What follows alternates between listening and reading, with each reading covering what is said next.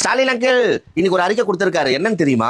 கேட்டா நீங்களே அப்படியே ஆடி போடுவீங்க, அசந்து போடுங்க. இவ்வளவு பெரிய மாஸ்டர் பிளானா? டே நீங்களா யாரா? நீங்க அட்வான்ஸ் திங்கிங்ல வேற லெவல்ல போயிட்டு இருக்கீங்களாடான்னு சொல்ற மாதிரி தான் இருக்கும்.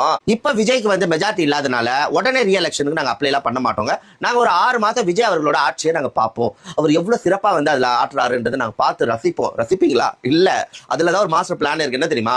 விஜய் அவர்கள் 6 மாதம் வந்து சிஎம் போஸ்ட்ல இருக்கும் போது ஒரு 6000 கேஸை விஜய் மேல போடுவாங்க.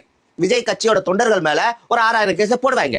டெய்லி சன் நியூஸ்ல ஒரு 20 பிரேக்கிங் நியூஸ் வரும். மத்த சேனல்லயும் வரும். ஏன்னா மத்த சேனல்ல அவங்க வீட்டு அடிமைகள் தானே, எல்லாம் பயந்தாங்கொழிங்க தானே. அதனால பிரேக்கிங் நியூஸா போட்டு போட்டு போட்டு போட்டு விஜயோட இமேஜை வந்து ஃபுல்லா டேமேஜ் ஆக்கி அந்த கட்சியே இல்லாம ஆக்குறதா ஸ்டாலின் அங்கிலோட மாஸ்டர் பிளான். அதுக்கு தான் இந்த 6 மாசம். அதுக்கப்புறம் இவங்க வந்து ஓட்டு கேட்பாங்க. என்னன்னு தெரியுமா?